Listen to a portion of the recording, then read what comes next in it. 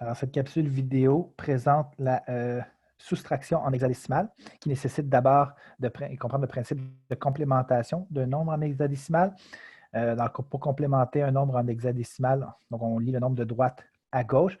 Tous les zéros qu'on croise au départ à droite, on les laisse inchangés.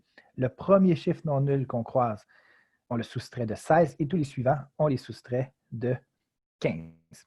Alors, donc ici, en exemple A, donc on a le nombre hexadécimal E4CC. Alors, pour simplifier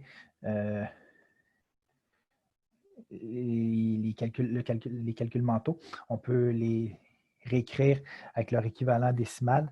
Donc, 14, 4, 12 et 12, okay, qui vont se transformer ainsi. Donc, le C, okay, qui est équivalent à 12 en décimal, je le soustrais de 16, ce qui donne 4. Le C, ensuite, je le soustrais de 15 cette fois-là, qui donne 3. 4, c'est 15 moins 4, qui donne 11. 11 que je peux tout de suite transférer en son équivalent littéral, c'est-à-dire B. Et 15 moins 14, 1. Alors, le complément ici, hexadécimal, de E4CC, c'est 1B3, 4. Je vais faire la même chose ici avec mon deuxième exemple, cette fois un nombre décimal. Le principe demeure toutefois le même.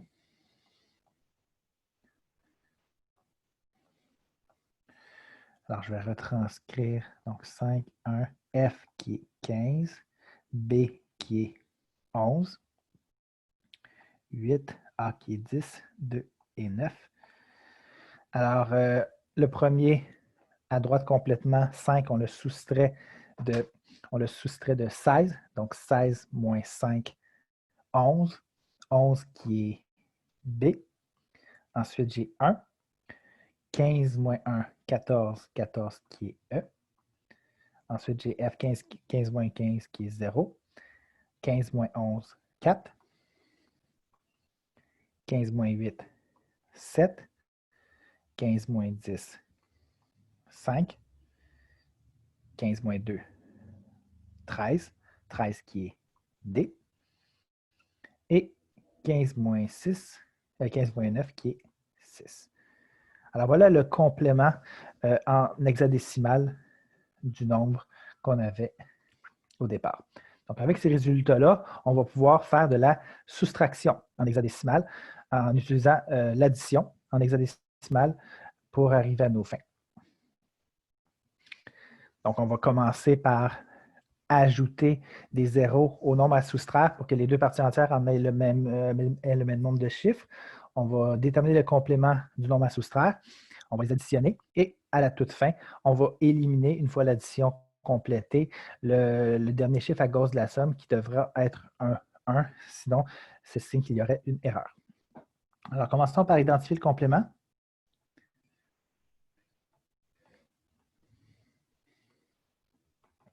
Le complément 16 de 3, 8, 0, 0. C'est quoi? Bien, les zéros demeurent inchangés. Le 8, on le soustrait de 16, 8 moins 8, 16 moins 8, 8. Et le prochain, le 3, on le soustrait de 15. 15 moins 3, 12. Et 12, c'est la lettre C. Alors, ce qu'on veut faire comme addition en hexadécimal, c'est 8, 7, C, 9, plus C, 8, 0, 0. Pour se simplifier la tâche, on va faire tout ça en décimale, tiens.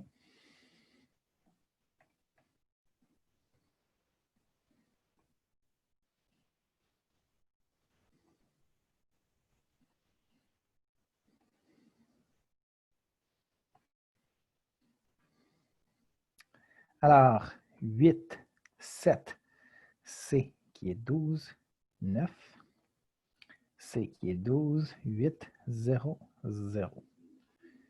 On additionne tout ça. 9 plus 0, 9. 12 plus 0, 12.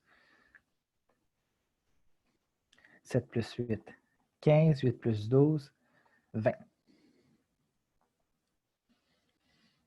Je vais maintenant faire la compensation. Donc, pour tout nombre supérieur à 15, il n'y en a qu'un seul, c'est le 20 ici. Alors, 9, 12, 15, 24. Alors, je termine avec mon report. Donc, pas de report nécessaire ici. 9, 12, 15 et 24. OK, donc le 2 est reporté et devient 1 ici. Donc, 1, 4.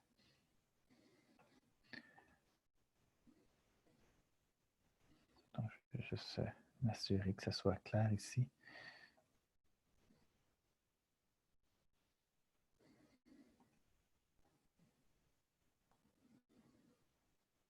Les différentes colonnes. Alors, 1, 4, 15, 12, 9, c'est le résultat de la somme. Maintenant, ce qui consiste pour le résultat de la soustraction, j'enlève le 1 et je peux écrire ma réponse ici, donc en hexadécimal. Donc, ça commence par 4, 15 qui est F, 12 qui est C et 9 en hexadécimal. Voilà. On peut évidemment vérifier si la soustraction est exacte en faisant la somme de 4FC9 plus 3800 et vérifier que ça donne bien 8, 7, C9. Allons-y avec l'exemple B.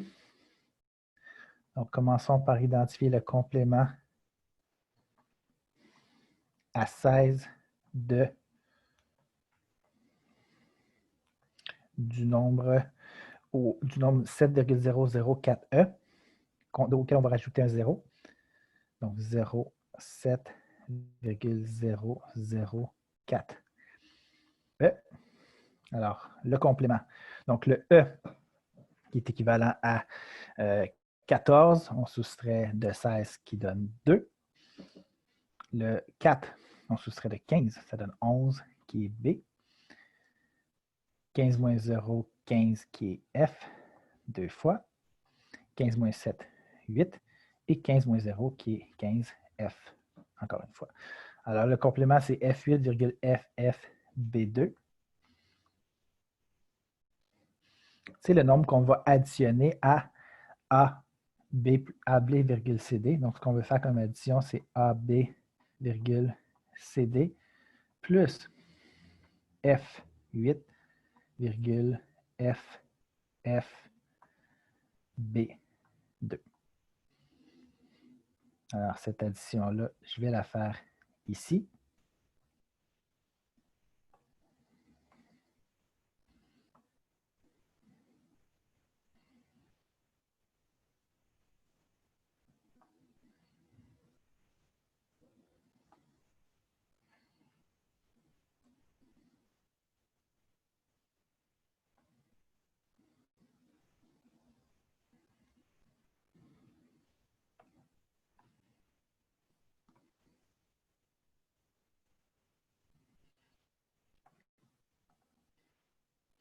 OK, alors je retranscris cette fois que leur équivalent décimal. Donc, A, B, C, D, c'est 10, 11, 12, 13. Alors, 10, 11, 12, 13 avec la virgule ici. Ensuite, j'ai F qui est 15, 8, F qui est 15, 15, B qui est 11 et 2 qui est ici. Je fais faire mon addition. OK, donc ici, j'ai 2, 11. Ici, j'ai 28, 27, 19 et 25. Alors, j'ai plusieurs endroits qui nécessitent une compensation. Ici, ici, ici et là. Ce ne sera pas nécessaire ailleurs. Alors, on additionne. Donc, 2, 11, 32, 31, 23 et 29. On arrive à l'étape du report. Lorsque on va faire un report, ici, évidemment, on parle des nombres qui vont être supérieurs à 20. Donc, au niveau du rapport, le 2 et le 11 restent inchangés. Alors ici, 32, on doit reporter 20, c'est-à-dire soustraire 20. Alors, le 3 devient un 1, et ça me reporte 1 à la colonne juste à gauche. Donc, ça me donne 12. Ici, j'ai 32. J'en enlève 20 pour faire un rapport de 1, et ça me donne 12. Ici, j'ai 24. Donc, il me reste, je rapporte 2, 1 à l'autre colonne, et j'ai 4. Et ici, j'ai 30. 30 moins 20, ça donne 10. Donc, ça me donne 10 ici, et un rapport de 1. Alors, le résultat de la somme, c'est 1, 10, 4, 12, 12, 1, 11, 2. Pour avoir le résultat de la soustraction, j'enlève le premier nombre, et on va traduire ça en exact. Alors, j'ai A 4, 12, c'est la lettre C. Donc, C, C, B, 2. Alors, la soustraction AB,CD moins 7,004E donne A4,CCB2. Je vous remercie.